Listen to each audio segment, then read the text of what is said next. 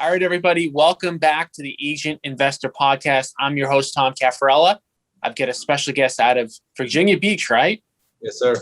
Rhyan Finch. Welcome, Ryan. Thank you. Thanks for having me on. Yeah, so like I mentioned kind of when we were getting the show started, very impressive background, definitely the type of person that we wanted to bring on the show. Can you talk a little bit about like how you got into real estate in general, and then how you got into being an agent and how you got into being an investor? Sure. So I was at church playing on a church softball team, and this guy rolls up in this Cadillac, and I'm kind of like, I'm a plumber at that point in time, and I see him roll up in this Cadillac. He's just got this big bravado about him, and I was like, man, I want that lifestyle, and so anyway, I met with him, and he ended up pulling me. I quit cold turkey out of plumbing and jumped straight into real estate with him. So it was a great mentor relationship because he did a lot of flipping, he did investments, he did the real estate, ran the real estate team. So I mean, I got a whole mantra of information from him, or gambit, I should say. So you just went like one day you were a plumber, the next day you were in real estate type of thing? Yeah, more or less. I mean, obviously you had to do the class and things like that. But what's funny is when I was 19, I bought a house. So I bought a house. I was paying rent somewhere. I was living in low income housing because that's all I could afford.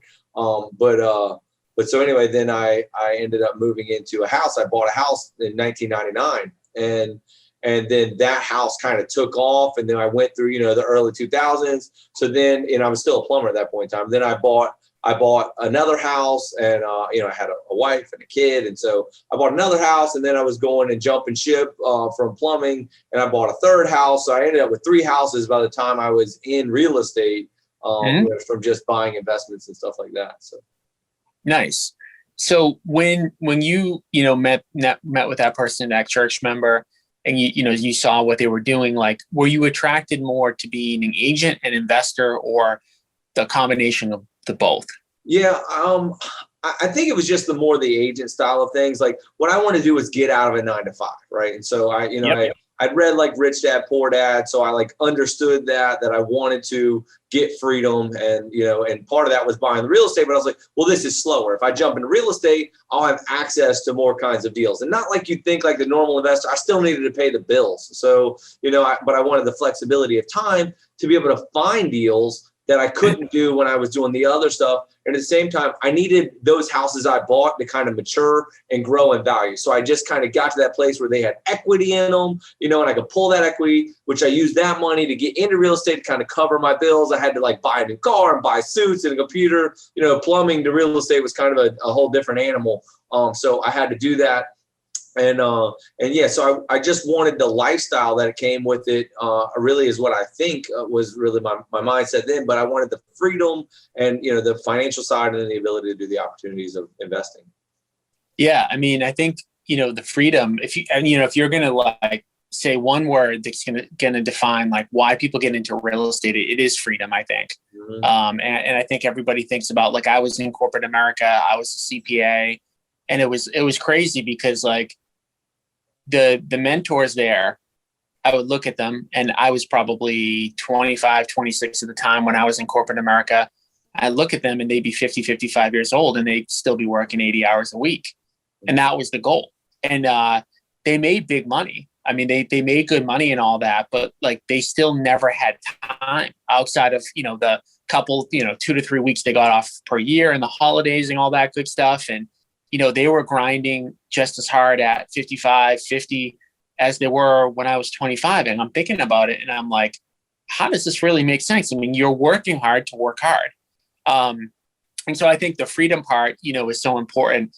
But you said something else that I think is an important point about like why you got into sales, which is like you need to pay the bills. And a lot of people get into real estate because they want the passive income opportunities. And you had started to kind of build that up. You were buying houses, but you had realized at that point, like, even if I accelerate that, you're not going to have enough money to pay the bills on passive income. The passive income takes a while to build up. So you said, okay, let me get my real estate license and let me make active income, but let me make active income with freedom on my own schedule. So you got into it. You already owned some rentals. And was the goal to accumulate more rentals as time went on, or like what were your investing goals like at that point? Yeah, I mean, I kind of built it out that way. I wanted $20,000 a month in income. Like that was the picture. So I said, if I buy enough of these at this rate, I'll buy them. Then the rentals will pay those off. Then I'll power pay them down, and I'll build that amount of money. And I said, well, if I get that amount of money coming in, then I'll be able to retire. Like that was kind of the mindset behind it. I did want to double back on one of the things you said, but people are working those jobs and doing those things because they want stability, right? So you got a tug of war between stability and freedom. And all the time, this is what's going on.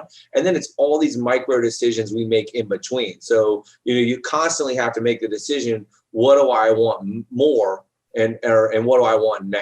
And we end up trading off buying something now. We want, a new car, which stops us from buying a house or making that investment. We spend time on things. So time is probably more valuable than even money, but we spend time on things that make us stable, right? So they do that stability of working that job, but then they spend the money poorly. Or then they get time, like we said, we want that time freedom, but they get time freedom, and now you go to the beach instead of spending that time doubling down on making more revenue that can then get you the freedom that you're looking for with cash flow. So anyway, I just wanted to dive in on a piece of those, because that psychology of things is really the key to understanding how to get to the next level of what you're going over. So go ahead, sorry.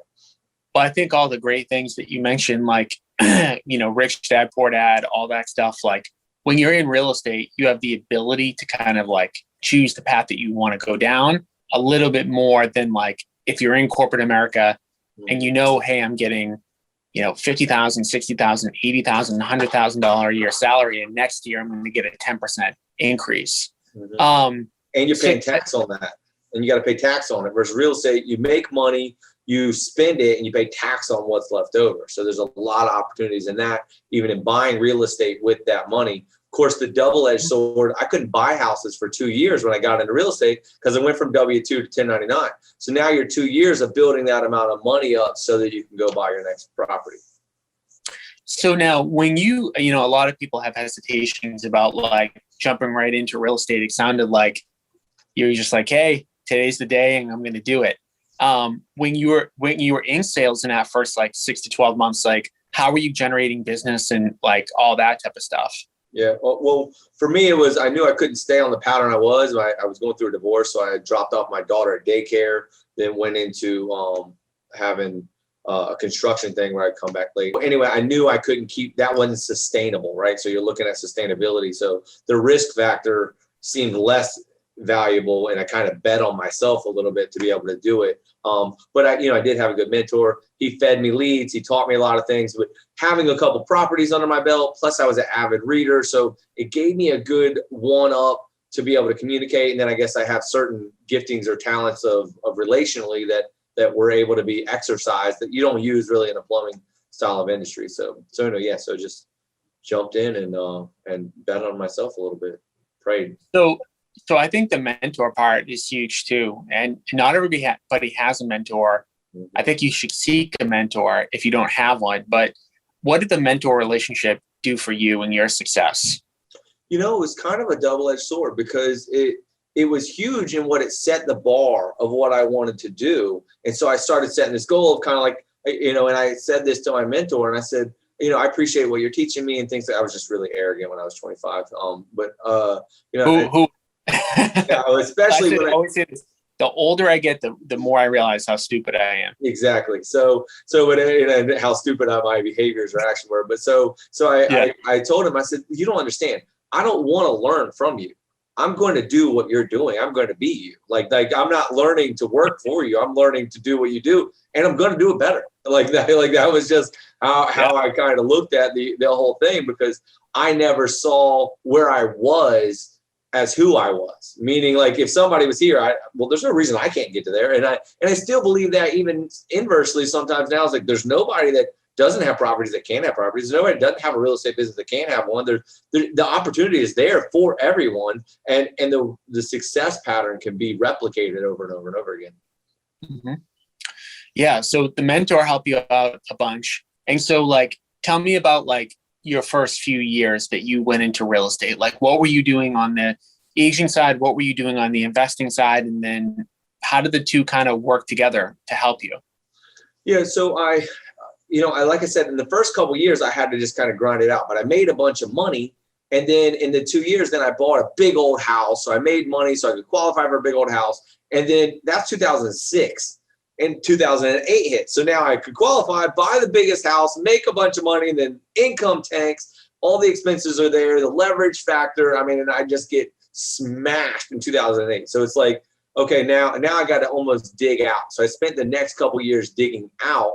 And then once I dug out and I, kind of staying the par for the course, figuring out all the stupidity, reading Dave Ramsey stuff, and, you learn all the leverage side with Rich Dad Poor Dad, then you got to learn the management side and conservative side with Ramsey. So anyway, I dig out and I get out of that and I go, I'm never doing that again. I sold one of the houses I bought, paid off all the credit card, got everything back to status quo. And then from there, I was able to go back and start working on building. But instead of building a portfolio, I ended up building a big real estate business. We ended up being the number 17 in the country by the time, I guess, 2012 came along. So we had sold like 1,000 houses, but I did it for Fannie Mae. So I was taking their properties, fixing them up and flipping them across the country. So now I knew how to fix and flip houses. Then I would take that money and I'd have my agents go find houses and I would buy them, not the Fannie Mae ones. I would buy other houses. I could buy and flip a house without even going to it, because you could just look at the numbers and the repairs and things like that. And my agents would make money that were at my company. So I could make money kind of twice. Then I tied in, I owned the title company. And so then the title company and the real estate and the flip. So one deal could kind of transpire 3 different revenues for me. So I did quite a few of those that were going on and then started flipping. So instead of buying and holding, I was buying and flipping a lot of them. And then I take that money and I would go buy properties. So I take it and buy a house in cash, 70 grand, put 20 grand into it. And then I would go get a line of credit. So they gave me lines of credit. Because I owned it corporately, then I could go to the bank and they would give me a line of credit like the day after I bought it. So then I pull my money back out now it's on a line of credit. Now the payment would pay the payment off quicker versus an amortized loan payment. I now could pay it off daily because it was a line of credit. So it would pay that off and I would get those paid off. I'd rent it out for a little while. It would go up in value and I'd sell it off. I'd take the money they paid me back in rent, paying off the mortgage, plus take the other, and then just go do it over and over again. Makes sense. So when you were building out that team, and you said you sold over 1,000 houses in what period of time? In that year, 2012. I was okay. 550, then 1,000, and then just kept on going and going. Now, what percentage of those did you end up doing anything investment related with? So all of those had nothing to do with the investment. That was my job. That was my company. That was my business. And that's just the proceeds of that to go back and buy into real estate. I even then got into commercial. So then I bought the building that I was in, fixed it up, put my real estate company in it, and then I leased my building from my company. So I paid that. I literally just sold it a couple months ago from buying that building. So okay, so I've done all of this stuff. Obviously you had a ton of success in the sales world. Yep. And doing that many transactions takes up a bunch of time. How are you juggling being an agent and an investor at the same time? And obviously I can see in the background there, you had a family too. Maybe you didn't have a family then, I don't know, but how are you juggling everything together? Yeah, I'm pretty meticulous. It's funny, on my other screen, I have my calendar up, but I'm meticulous on my time management. I manage it and my money. I really look at my viewpoint of my life as a manager. I'm a manager of whatever is in front of me. So whether that's money, time, assets, family, all of those things are just different things to be able to manage. And in most cases, the answer to it that I learned was I gave off value to other people to take on more things. So which means I could have 100% of everything I did, or I could give up an equity or a percentage to somebody else to manage it, or I would get them in what Good to Great calls the hedgehog concept of so once I did one, it would get another and it would build a spin. So I could be in the real estate office, manage the agents that were doing that, have them running my flip companies while paying the lease to the building that I own, and then have my own property management in there that would manage my properties. So there was somebody managing the properties that cost me money to have them as an employee, but they would leverage over and run things on the real estate side, right? And so I could leverage and merge all these pieces together and everybody kind of made money off of all of the pieces by me filling in each of the gaps. And so as I would build it, I would put someone in place or something in place to remove me from doing it so I could go on to the next. So I wasn't missing baseball games or, cheerleading things for my daughter, because that was the whole reason I got out of plumbing, was to get that freedom. The last thing I wanted to do was take on doing everything all on my own and then turn around and lose all of my life just to make more money. So what was the point, like, you got into real estate on day one, and I'm imagining like you didn't start to use that leverage in day one because you didn't have income coming in to support the leverage. So what was the point where you said like, okay, I've been running for a while. It's now time to kind of like take my first leverage point, whether it's, partner with somebody, give up equity, hire somebody. Like, how long was that? And who is the first person? Are you talking on the investment side or the real estate side? I guess either, because I mean, my opinion is like they work so well together. And a lot of times, like you were even talking about, like your overlapping resources a lot. So I guess regardless of whether it's investor or the agent side, how long did it take you to get that first person that you helped to leverage out your time, and who was it? I'm trying to think of what would be the first, because remember, these kind of things are run in parallel. So I've got rental properties that are then managed inside of the brokerage I'm at. Me not doing it, they're just managed that way. So that was somewhat of a leverage factor. But then I wanted that back, which had me hire an admin. So I hired an admin that helped me run my real estate and run my rentals so that it would do that. But that was an expense to run it, versus the next leveraging factor was I hired agents on the team, which then I passed business off. So they could go run business, the admin could help them, and that whole business could run. So I kind of merged it all together. And I mean, I started thinking all the way through all these things. I had a personal assistant that would help me flip properties, order contractors or do all those other things. I have outsourced accounting so someone could keep all the numbers and the P&Ls and all that stuff together. My sister was a huge piece of this, where she run all the organizational stuff of all of these pieces for the businesses, which she was probably the main key instrument to all of the growth on all of the levels, because I could have an idea, but I just couldn't get it into action, and she could figure out how to go, okay, let's do this, this, and this, and she would set up all the pieces. Yeah, that makes sense. And is she still involved in the company? No, she actually, we're partners. Well, so we're partners in, she has ownership in this franchise company. She has ownership in our real estate company. She has ownership in our mortgage and our title companies. So she manages all of those things, but not like the day-to-day stuff. And all of this stuff, like, how long did it take you? You mentioned like 3 or 4 different leverage points, whether it's agents and your sister and admins and stuff like that. What time frame are we talking about here? Like, what year are we talking about roughly? Yeah, it's funny because it's so much.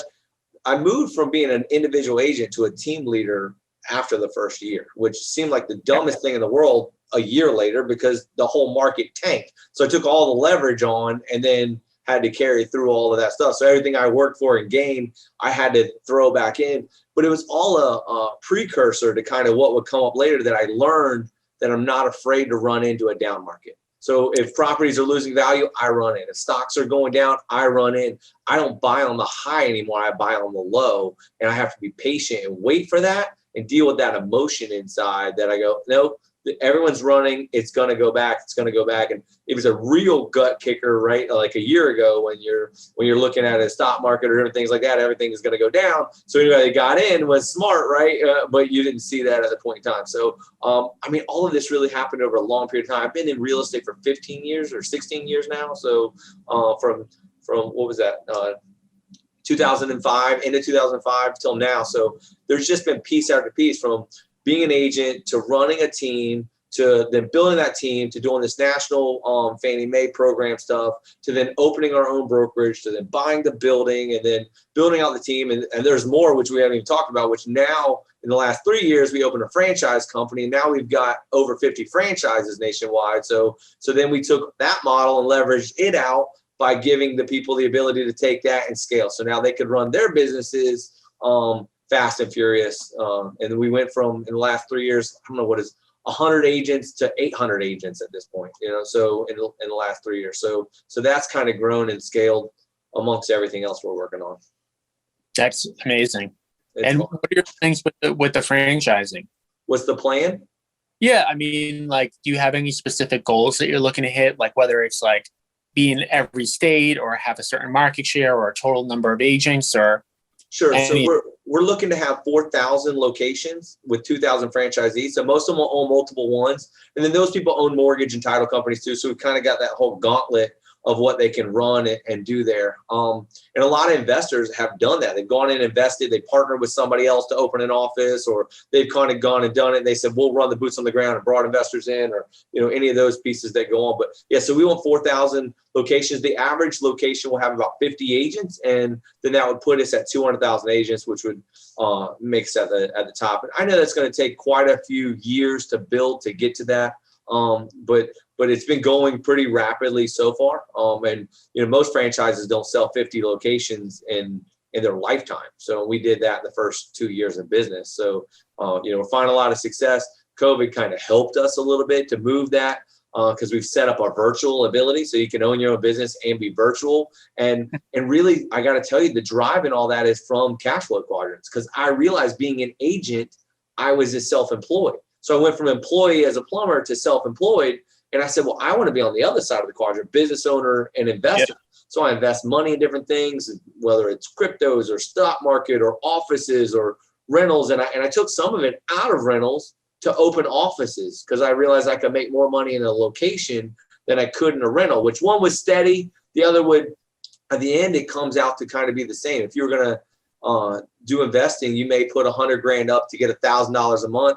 Or you may decide, well, then I'll leverage it. I'll borrow at 4% and I'll get $1,000 a month. So now you make, your whatever your adjusted cap rate is. So you could do that. And then I realized, well, I could have a total expense out of $50,000 and now be able to make $20,000 a month or something like that. So that just made more sense. So I even reshifted some of the pieces to reallocate.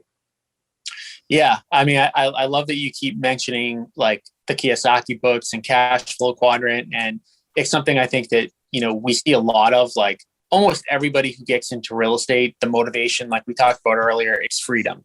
Yep. And you want to go from that E quadrant being an employee to self-employed. And then you get into that self-employed box and you kind of realize like, hey, okay, this is better, but it's still not kind of like what I wanted to do on day one. And that's like the whole premise. Agent investor. And I've got, a book coming out that you need to get into that right side. Because if you're not in that right side, the second that you stop working, you're not making money. There's no leverage. There's no like passiveness to it. And it's like, yeah, like, I guess if you're just an agent making 6 figures or 200,000 or whatever, like that's awesome. I mean, you can definitely earn a bunch of money being a real estate agent, but you're kind of like having a lot of the same problems that you had when you were an employee, and sometimes maybe worse. Yeah. So because now you have a downside because you can have inconsistencies in the income, which that's what drove us to doing this franchise model, because we said we're not hiring just agents to be self-employed. We're opening up the opportunity for business owners. We want them to own multiple businesses, and that is really a fire to people that are going, wow, there's an opportunity, a door open for us to be able to go in and be business owners. I want to get out of production. And you're out of production, then you have a business that's making money. Then they can reinvest that money into either new offices, other businesses, investments, and just start playing all of those gambits of opportunity. So what would you say like to the agent who's successful right now that knows that they should invest in real estate but hasn't yet? Oh, it's really challenging right now. I mean, because I'm looking at trying to get them, but everything's so high. I honestly think it's going to keep going higher, though, right? So that is why do you think that? And I know this is just opinion, sure. and we could all be wrong. We all know that, but why do you keep going higher? Well, right now, all the M1s and M2s say that there's more money in the bank than there's ever been in the bank, right? So that's one factor. The number two is there's less debt than there's ever been before. So now you have less debt, more money in the bank, the low interest rates, and then the low supply, right? So all of those factors together would say that it's a culmination of things that's going to drive up inflation. Inflation on top of low demand means that you're going to have a catapulted growth in what it is. And even when we look back, I told you I went through 2008, those houses are still not back to 2001 prices, right? They never went back. Rent was $500 on a rental I have. Now it's $1,200. It never went back, right? So those things are going on. If rent prices keep driving up because of the housing crisis with rentals, then that cash turns into the revenue that bases the price, right? So the interest rate and the price equal the rent amount in most cases of an equation of what you'd want as an investor as your ROI. So now you can get a good cap rate on the rent increase, then turn around and get low interest rate on something that's rising in prices, right? So all of that's the reasons why we buy the real estate. It's just so hard. You can't even get in there and get them unless you've got the cash or you're, finding a deal or doing whatever you're doing, because then you got to get creative, whether that's mailers or doing, something else to find deals that just takes mental bandwidth to go after it.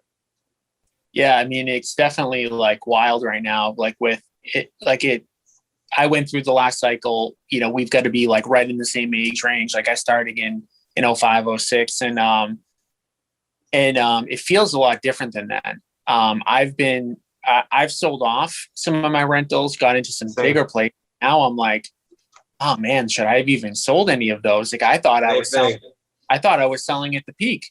And, I think with like the long-term buy and hold stuff, it's like, realistically, like it almost never makes sense to sell if you've got that long kind of horizon. Like if you don't need to like pull, and I pulled some cash for different reasons and that was like part of it too. But yeah, so it's tough to kind of say where the market's going to go, but you do know when all the money's being printed and low supply, like where in my marketing, I know every market's different.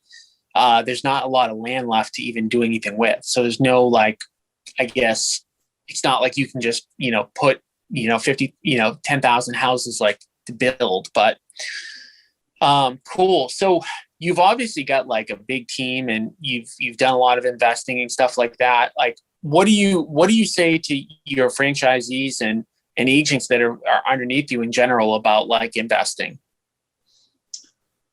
There's a lot of different avenues to do it. In most cases, the majority won't do it.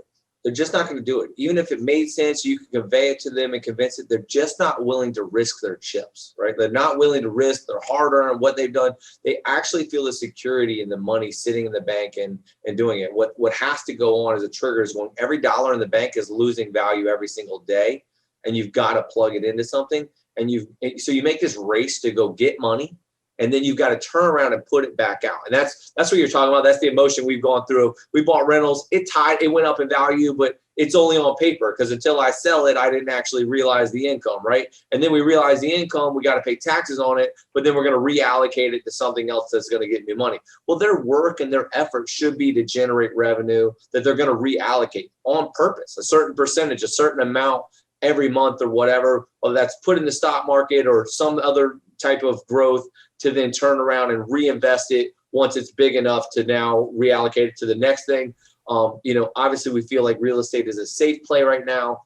So we suggest that. And honestly, I tell most of them, it's usually the benchmark. Meaning if you're not going to invest in that, you're really probably not going to invest in anything. So, if you're not going to do the safe play where you can leverage with low interest rates in the industry you're already in, it's going to be real hard for you to go into stocks or any other type of things that are out there. And well, that's the part that always shocks me, Ryan, is like you're in real estate, you get values, you get appreciation, you get depreciation, you get the low interest rates. And then I do see a lot of people invest in the stock market and not do it. It's like I think there's like a misunderstanding of like what you're doing when you're investing in the stock market. Sometimes you're literally investing in a company that you probably know nothing about. You don't know who's running it. You don't know the product, and who knows? It doesn't matter what company, that's out there. You're not the one that's running it, controlling it. Like you don't know that market. You don't know a lot about it. And you've got a bunch of your money there versus real estate. A lot of times it's in your backyard. You're in the industry. Like, you know how to get deals. You had alluded to this earlier. Like, it sounds like you used your license in order to get deals. That seemed like one of the motivations, like in order to get your license is to be able to get some deals, and it sounded like you found some deals that way as well. Yeah, a couple. I mean, or the agent's license that would do it, and because essentially somebody knows somebody. But again, the market's changed. There's so much going on, and what's funny is you say that we're in this industry and we know this industry, and we don't know the stock, and we don't know that the owner or the CEO, or whatever that is. We don't know those factors. And I hate to say this, but the majority of the people that did the 30-day class that got a real estate license don't know real estate. They still have not become a student of the business. And if they did, the reason I was successful at the level I was as a real estate agent is because I knew all those books and stuff and bought properties before I even jumped in.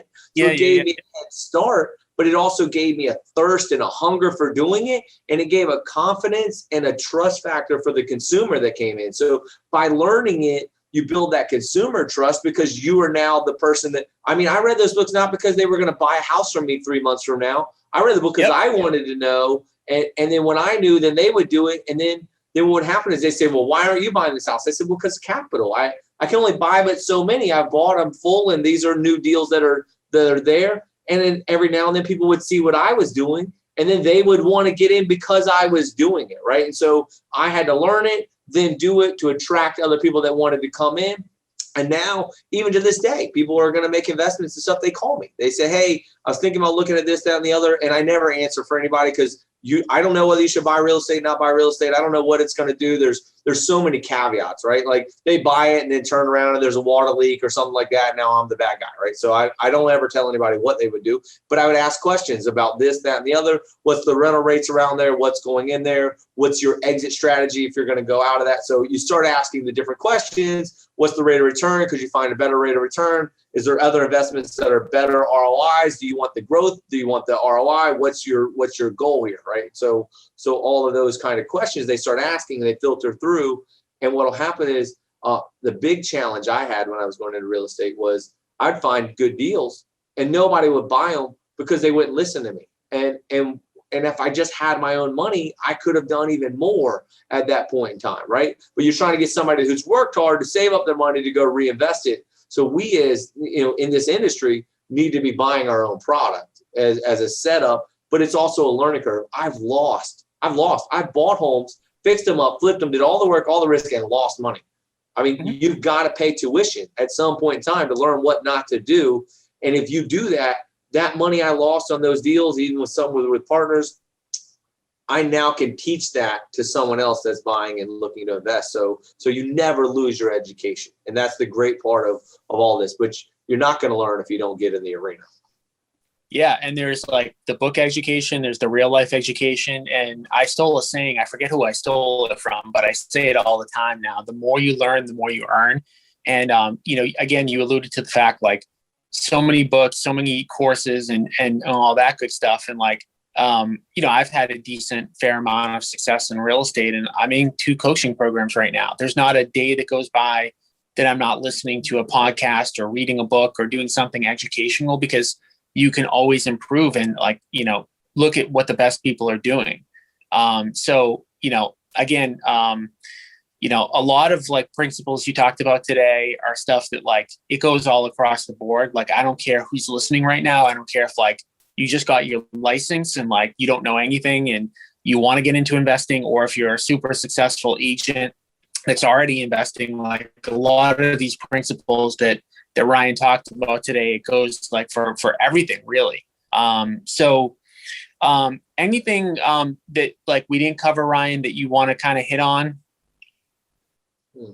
Or any final kind of last piece of advice for agents that are listening? Yeah, I got one piece, and this is going to be kind of a not hype at the end thing that you made. Oh, don't tell me you're going to tell people to work hard. No. I'll cut you off right now. It's almost the ancillary thing is, you're going to have to risk your money. You're going to have to take time. You're going to have to make investments that are going to have some risk factor, and in order to get to the level of the life that you want. But what the sobering part is once you get everything that you're going after, you're going to have a new decision to make, right? You're either going to be in that conundrum of going after it, hungry for it, to try and get everything built up to what you want. But as soon as you get it, you now have to manage everything you got. You always have to exercise these decisions one way or the other. You're going to be in the battle of not having, or you're going to be in the battle of managing what you have.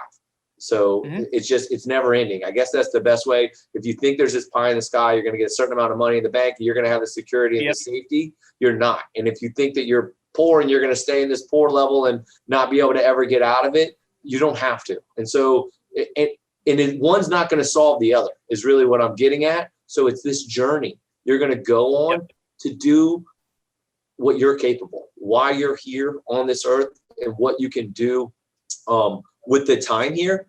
That's the real challenge. That's the game of all this. What you could have given away or who you could have helped by taking a risk and make, because as soon as you make it, you're going to give it away. It's just the way that it works. And you can't give away what you don't have. And so you're going to always be, again, in this conundrum of what it is. So you've got the ability to go make money and earn money and do it because you have that skill set to assess these things, take those risks and do those things.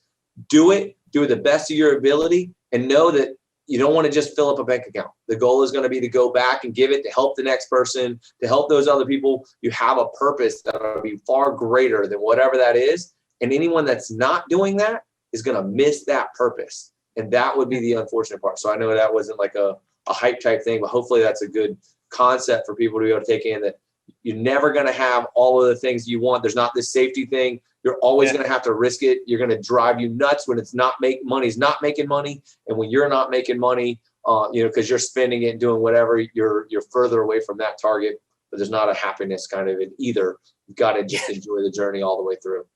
Yeah, couldn't have said it better myself. Like there is no end game. There is no like, okay, I'm going to hit this marker and then my life is going to be perfect. It's like you got to enjoy all parts of the process. And I think Gary Vee says that all the time, that you've got to really love the process, fall in love with the process, because you're always in the process, no matter kind of where you're at.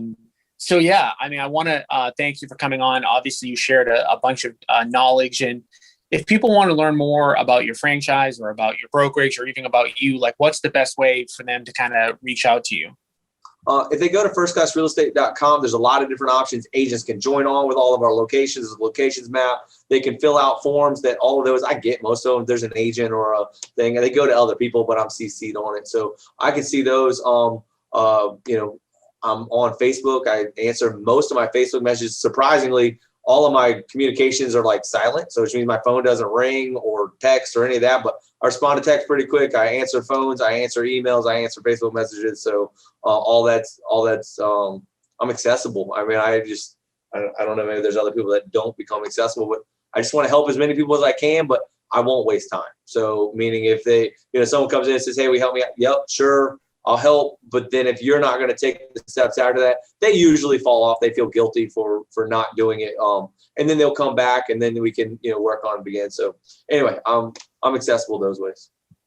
All right, Ryan, I want to thank you for coming on. And guys, we will be back next week again with another superstar on Agent Investor. Thank you guys for listening.